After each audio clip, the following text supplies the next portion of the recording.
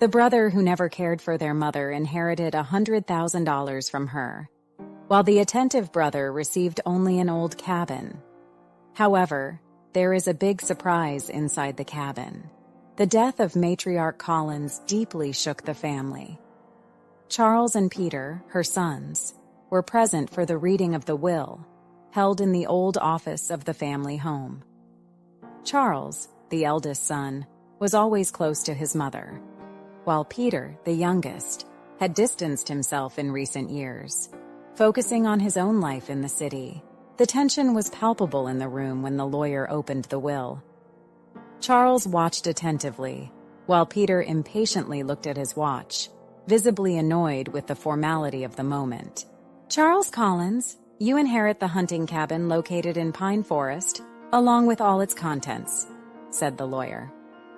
"Hunting cabin?" Peter scoffed, releasing a sarcastic laugh. "What are you going to do with an old, dusty cabin in the middle of nowhere, Charles?" Charles remained calm, though he could feel the anger rising within him. "It's not just a cabin, Peter. It was important to Mom, and I'm going to find out why." Peter shook his head, still laughing. "Good luck with that. And what about me?" The lawyer looked at Peter with a neutral expression. "Peter Collins, you inherit $100,000 in cash." Peter's eyes lit up. "Now that's a real inheritance." The reading of the will revealed the growing gap between the brothers. Peter mocked Charles's inheritance, treating the cabin as a worthless burden. Charles, however, felt a strange attachment to the idea of exploring the place, determined to honor his mother's memory. "I can't believe you're actually going to waste time on this," Peter continued. "But good luck, brother. I'll spend my money more wisely." Charles took a deep breath, ignoring the taunts. "Everyone makes their own choices, Peter. I'm going to the cabin this weekend. I'm sure there's more there than you think." The following weekend, Charles drove to the cabin in Pine Forest. The road was long and winding, surrounded by tall trees that formed a natural tunnel. Upon arrival, he found the cabin covered in dust and cobwebs, clearly abandoned for years.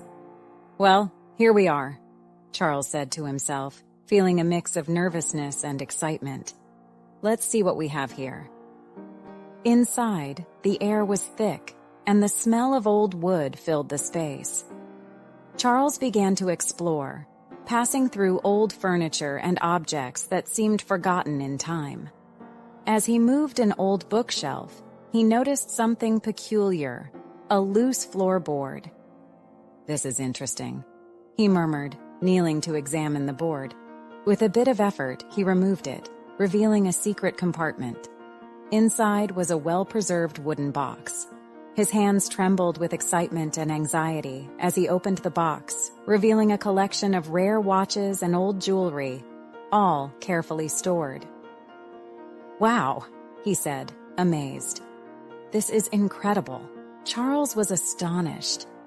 The relics were not only financially valuable, but also emotionally significant, representing moments and memories from his mother's life. He felt a deep connection with her at that moment, realizing that the cabin, once scorned, was a hidden treasure.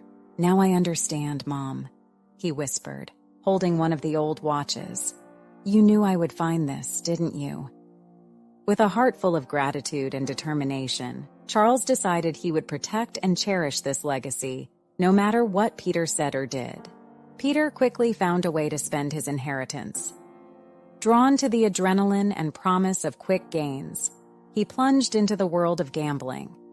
Initially, luck seemed to be on his side, but soon the losses began to pile up, leaving him with significant debts. "You're running out of luck, Peter," said one of his gambling friends, watching Peter lose another round of poker. "It's none of your business," Peter snapped back. "I just need one good round to recover everything." But luck was not on his side that night. Leaving the casino, Peter went to a local bar to try to drown his frustrations. At the bar, he encountered an old acquaintance, Mike, who had been a close friend in childhood. "Peter, it's been a while," exclaimed Mike, slapping Peter on the shoulder. "How have you been?" "Mike, you have no idea," Peter replied, accepting the drink offered. "Things are not going well. I've lost almost everything in gambling." Mike looked at him with a curious expression. "Really? I thought you had received a good inheritance recently." Peter sighed. "I did, but I've already spent most of it. I wasn't as lucky as I hoped." Mike frowned, thinking about something. "I heard that your brother Charles found something valuable in your mother's old cabin. Some local folks have been talking about it." "What?" Peter asked, intrigued. "What are you talking about?" "Yes," continued Mike. "It seems he found some old watches and jewelry. People say it's worth a good chunk of money." Peter's envy quickly turned into anger. He couldn't believe that Charles had had such luck. On the ride back home, flashbacks of their childhood passed through his mind. He always felt that Charles was the favorite, the son who always did everything right. "Why does he always get everything?" Peter muttered to himself. "I deserve a part of that." When he got home, Peter threw himself on the couch and stared at the ceiling. He remembered all the times his mother seemed to prefer Charles. In school, Charles was the exemplary student, while Peter always seemed to be in trouble. "I remember that time Mom came to pick me up at the police station," Peter thought. She was so disappointed, but when Charles won that science award, she couldn't stop smiling. Envy ate away at Peter from the inside. He always thought his mother liked Charles more, and now this discovery in the cabin only seemed to confirm it. Peter began to plan how he could claim part of Charles's treasure. He can't keep all of it for himself, Peter thought. I have to do something about it. I've always been left out, but not this time. With a heart full of grudge and envy, Peter decided he would find a way to claim what he considered rightfully his, no matter what it took. Charles was in the kitchen, preparing tea, when Ellen walked in.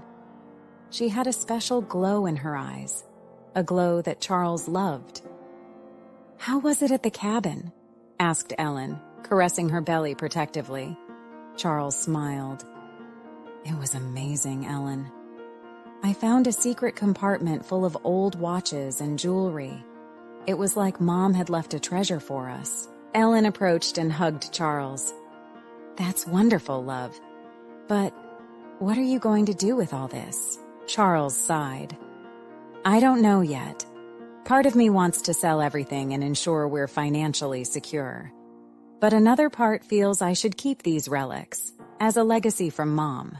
Ellen looked into Charles's eyes with a worried expression. "And Peter? Do you think he'll accept this peacefully?" "I doubt it," Charles replied, shaking his head. "He's already envious. I'm sure he'll try to claim part of it."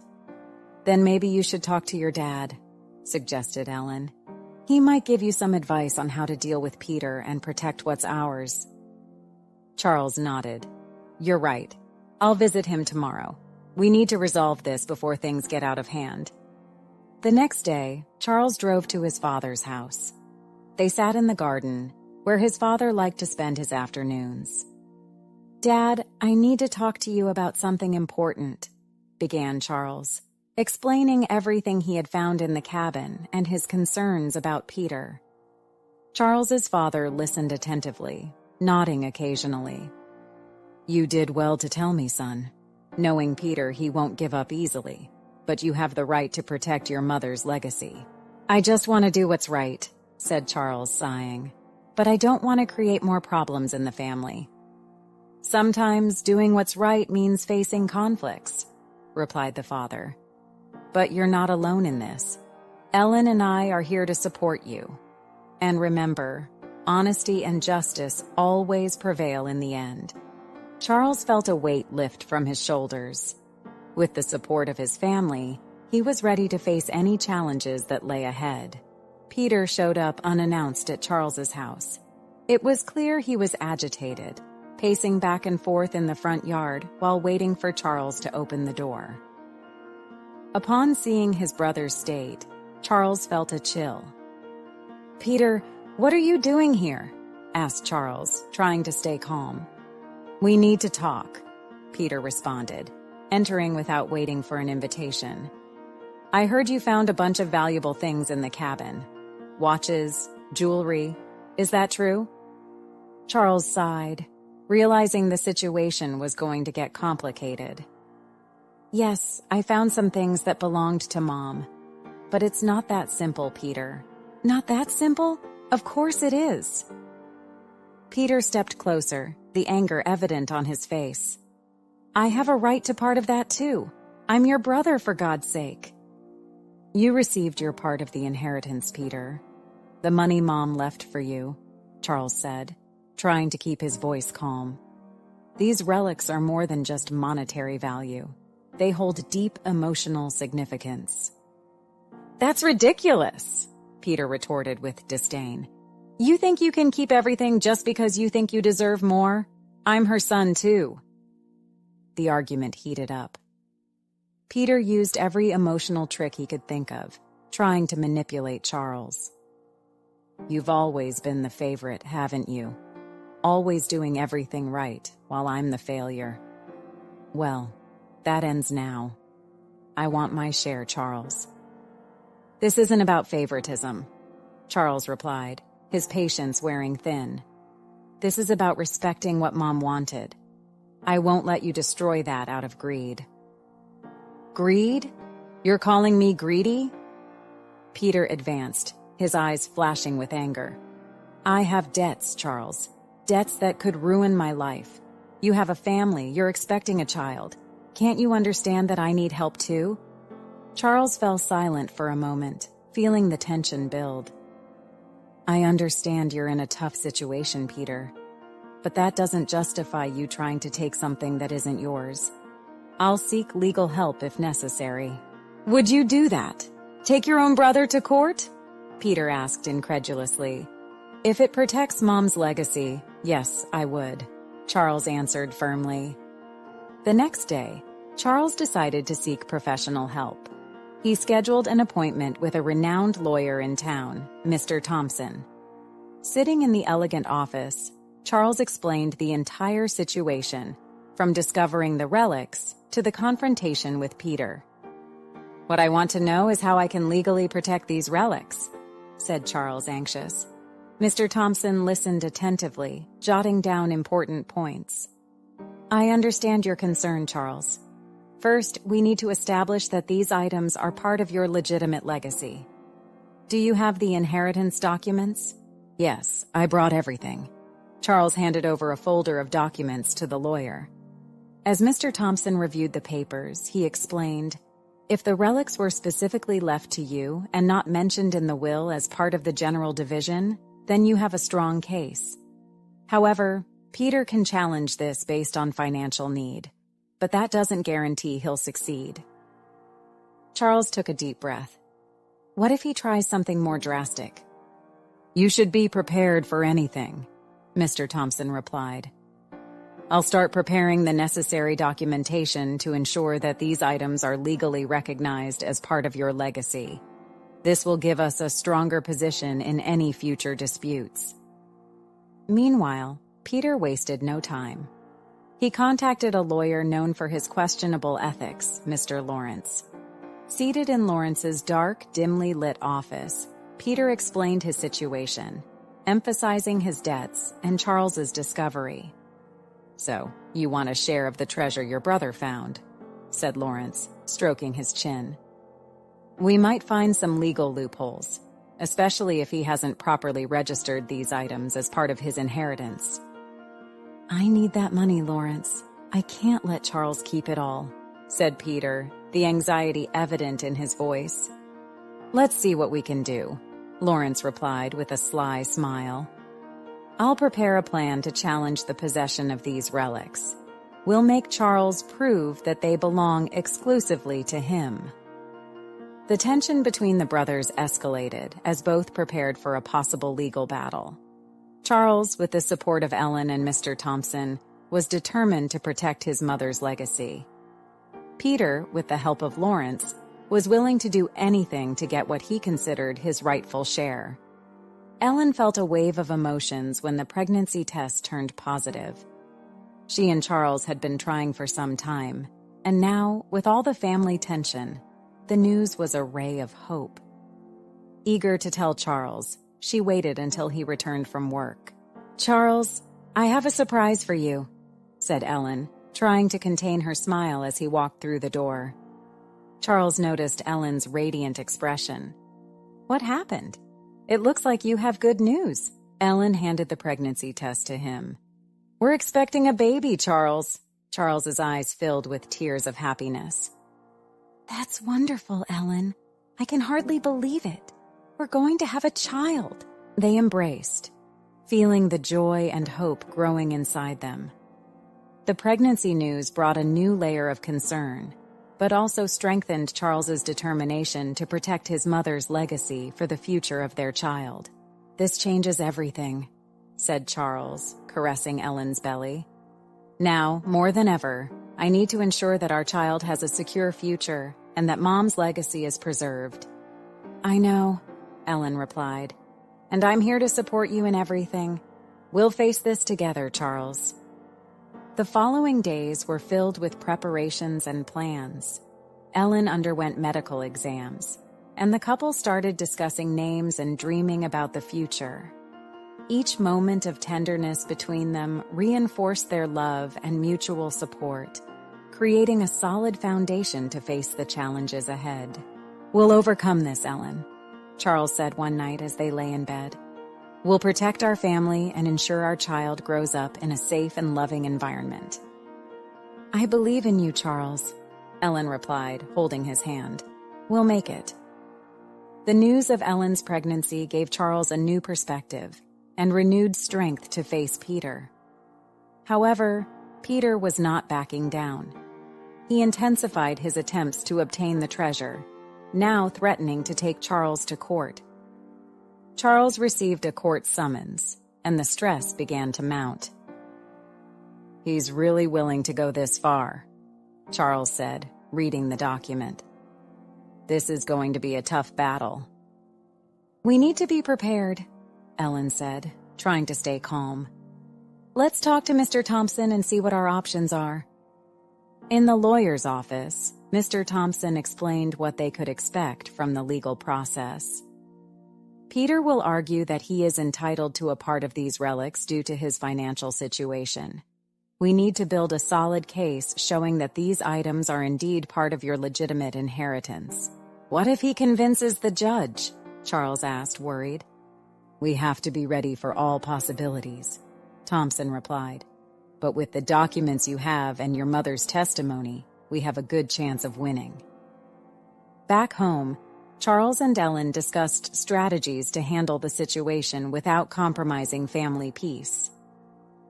"Maybe we should try mediation before going to court," Ellen suggested. "It could be a way to resolve this without so much tension." "It's worth a try," Charles agreed. "I'll talk to Mr. Thompson about this possibility." Tension grew as the date of the court hearing approached. Each day seemed to bring a new worry, and Charles began to feel the weight of responsibility on his shoulders. But every time he saw Ellen caressing her belly, he knew he was doing the right thing. "No matter what happens," Charles said one evening while they were in the living room, "we will protect our family and Mom's legacy. That's the most important thing." Ellen held Charles's hand, feeling his determination. "We're in this together, Charles, and we'll come out stronger on the other side." As the date of the hearing approached, Charles and Ellen continued to support each other, strengthening their bond and preparing for the battle ahead. The hunting cabin, silent and secluded, was chosen as the venue for the family meeting. Charles hoped the tranquil setting would help ease tensions. Ellen was by his side, firmly holding his hand. The first to arrive were his father and some close family friends, followed by Peter, who entered with a defiant look. The presence of his lawyer, Mr. Lawrence, indicated that Peter was not willing to resolve things amicably. "Let's begin," said Charles, trying to keep his voice steady. "We've called this meeting to try to resolve our differences amicably. I don't want this to go to court." Peter laughed humorlessly. "Amicable? You want to keep everything for yourself, Charles. How is that amicable?" Charles took a deep breath. "That's not it, Peter. I want to ensure that Mom's legacy is respected." "Respected? That's a joke. You've always been the perfect son, haven't you?" Peter started to raise his voice. "Always thinking you know what's best for everyone. But I'm her son too, and I have a right to what's mine." Charles's father tried to intervene. "Peter, understand that Charles isn't trying to exclude you. These relics have sentimental value to him. There are other ways to resolve this." "Other ways?" Peter scoffed. "Like what? Letting him keep everything while I'm stuck with debts?" "We can negotiate," suggested Ellen calmly. "There's a way to resolve this without fighting." "Negotiate? I don't want to negotiate. I want what's rightfully mine." Peter was furious, and the tension in the room escalated. A family friend, present at the meeting, spoke in a conciliatory tone. "Let's all calm down. We're here to find a solution, not to argue." But the words fell on deaf ears. The meeting quickly devolved into an exchange of accusations and verbal confrontations. Charles and Peter faced off, airing old resentments and unhealed wounds. "You were never there when Mom needed you most," said Charles, his voice filled with emotion. "You were busy with your own life, while I took care of her." "That's easy for you to say," retorted Peter. "You always had everything, never had to struggle for anything." Peter's words revealed the depth of his envy and bitterness. The atmosphere was charged, and the meeting ended without an agreement, but with a decision that the case would have to be resolved in court. The family meeting had left everyone shaken, but Charles knew he needed to act quickly. The next day, he gathered the documents and evidence he had and scheduled another meeting with Mr. Thompson. "We need to be prepared for anything," said Charles as he showed the documents to the lawyer. "Peter is determined to take this to court." Mr. Thompson examined the papers attentively. "You have a solid case, Charles. We need to focus on proving that these relics were specifically left to you, and that Peter is trying to manipulate the situation." Meanwhile, Peter did not give up on his attempts. He called another meeting, this time at their father's house, to try to gain the support of family and friends. The room was filled with concerned relatives and close friends, all waiting to hear what Peter had to say. "Thank you for coming," began Peter, trying to appear conciliatory. "I'm just trying to get what's rightfully mine. I don't want to fight, but I also can't accept being left out." Charles arrived at the meeting prepared to expose Peter's true intentions. He stood up, feeling the weight of the moment. "Peter, it's time to stop this manipulation. Everyone here needs to know the truth." Peter's eyes narrowed, and he stared at Charles suspiciously. "What are you talking about, Charles?" Charles took a deep breath and began to lay everything out. "Peter isn't interested in the sentimental value of these relics. He's in a tough financial situation and is trying to use that as an excuse to take something that isn't his." The room fell silent as Charles continued. "I found evidence that Peter has gambling debts and plans to sell the relics to pay off those debts. This isn't about equal rights or justice. It's about greed." The family and friends' reaction was mixed. Some were shocked and supported Charles, while others, still sympathetic to Peter, questioned his intentions. "That's a lie!" shouted Peter, visibly shaken. "You're making this up to discredit me." "I'm not making anything up," replied Charles calmly. "I have documents that prove your debts. All I want is to protect our mother's legacy." Charles's father, with a sad expression, intervened. "Peter, if this is true, you need to be honest. We're here to help, but we can't support lies and manipulations." Peter fell silent, his anger turning into despair. I just wanted what's mine. I'm desperate, Charles. Peter's confession confirmed what Charles suspected. With the decision to take the case to court, the tension escalated. But the truth had finally been exposed. "We'll settle this in court," said Charles, his voice firm, "and we'll do it fairly." The atmosphere in the room was heavy with emotions. Some family members approached Charles, offering words of support. "We're on your side, Charles. We know you just want to do what's right," said a close cousin. Others, still loyal to Peter, expressed their concerns. "Peter, you need to sort out your debts and your life. It's not fair to try to take what isn't yours," said an uncle, his voice stern. Charles approached his father, who looked aged by the tension of the past days. "Dad, I know this is hard for you, but I'm trying to protect what Mom wanted." Charles's father nodded slowly. "I know, son. I just wish you two could find a way to resolve this without tearing our family apart." Peter, seeing the impact his actions had on the family, finally set aside his anger. "I've made mistakes, many mistakes, but I'm willing to face the consequences. I don't want to lose my family over this." Charles looked at his brother, feeling a mix of compassion and sadness. "Peter, there's a chance for redemption, but you need to be honest and take responsibility for your actions." Peter nodded, visibly moved. "I'll do that, Charles. I promise." The tension eased slightly, but everyone knew the next step would be crucial. "See you in court," said Charles, ending the meeting. "Let's let justice decide."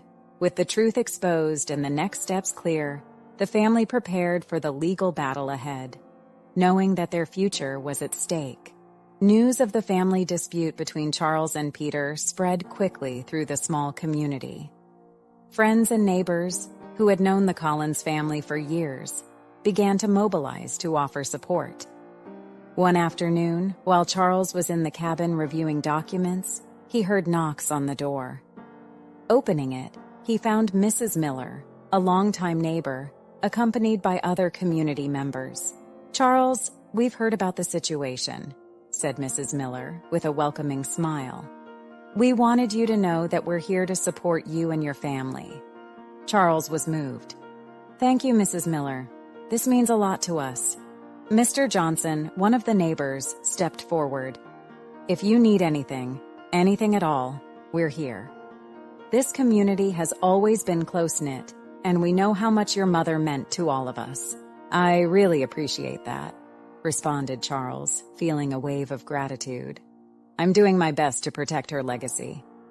The days that followed were filled with visits from friends and neighbors, offering advice, emotional support, and even practical help with the legal preparations. Ellen, watching the community come together, felt strengthened.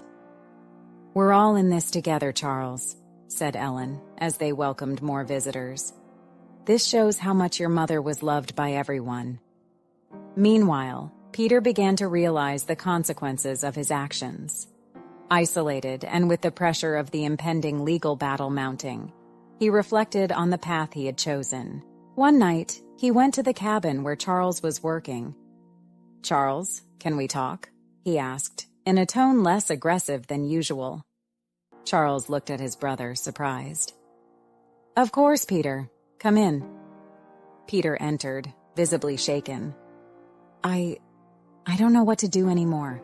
The debts, the trial, it's all falling apart." Charles sighed. "Peter, I don't want to see you destroyed by this, but you need to understand that what you're doing isn't fair." "I know," admitted Peter, his eyes filled with regret. "I was greedy and let it consume me, but I don't know how to get out of this." "Maybe there's still time to sort things out," said Charles, "but we need to do it the right way." The support from the community and the opening of a sincere dialogue between the brothers strengthened Charles's resolve to move forward and protect his mother's legacy. The day of the trial finally arrived. The courtroom was filled with friends, neighbors, and community members there to support Charles. Peter sat across, visibly nervous. The atmosphere was tense, each person feeling the weight of the decision that was to come. The judge entered, and everyone stood up. "We are here to resolve the dispute over Mrs. Collins's inheritance. Both parties, please present your evidence." Mr. Thompson, Charles's lawyer, spoke first. "Your Honor, here are the documents that prove the relics were specifically left to my client, Charles Collins. We also have witnesses who can confirm Mrs. Collins's intention to leave these items to him." Charles watched intently as the judge examined the documents. Each second seemed like an eternity. Finally, the judge looked up. "Let's call the first witness," said the judge. Charles's father took the witness stand, his face serious and solemn. "Mr. Collins, can you tell us about your wife's intentions regarding the relics?" "Of course, Your Honor," he began. "My wife was very clear about wanting to leave these items to Charles. They have immense sentimental value and represent our family history. She knew that Charles would appreciate and care for them properly." The room fell silent, absorbing the poignant words of Charles's father. When it was Peter's turn, Mr. Lawrence tried to argue that Peter was entitled to part of the relics due to his financial difficulties. "Your Honor, my client, Peter Collins, is facing significant financial difficulties. Dividing these assets could help alleviate his situation, and it's only fair that he receives a part." Peter, nervous, watched as his lawyer spoke. He knew his gambling debts and manipulation would be hard to explain, but he still hoped. "Mr. Peter Collins," said the judge, "can you explain why you believe you are entitled to these items, apart from your financial situation?" Peter stood up, his voice slightly trembling. "Your Honor, I've made mistakes, many mistakes. But these items, they're part of our family. I just wanted a chance to stand up again, to redeem myself." The judge considered both sides, weighing the information presented. After hours of testimony and evidence presentation, he finally made his decision. Based on the evidence presented, it is clear that Mrs. Collins intended to leave these relics specifically to Charles Collins. Therefore, I rule in favor of Charles Collins. As for Mr. Peter Collins, I recommend that he seek financial and legal counseling to deal with his debts appropriately. Peter bowed his head, defeated. Charles, relieved, thanked the judge and his lawyer. "Thank you, Your Honor, and thank you, Mr. Thompson, for all your help." After the trial, the community gathered at Charles and Ellen's home to celebrate. The atmosphere was one of relief and happiness. "You did the right thing, Charles," said Mrs. Miller, raising a glass. "Your mother would be proud of you." Ellen, holding Charles's hand, smiled. "Now we can focus on building our future, without worries." Peter, though defeated, approached Charles, his eyes full of regret. "I'm sorry for everything, Charles. I hope one day you can forgive me." Charles looked at his brother, compassion in his eyes. "I forgive you, Peter. Let's move forward and try to rebuild what was lost." Peter nodded, visibly moved. "Thank you, Charles. I'll try to be a better person." With peace restored and the community united, Charles and Ellen prepared for the arrival of their baby.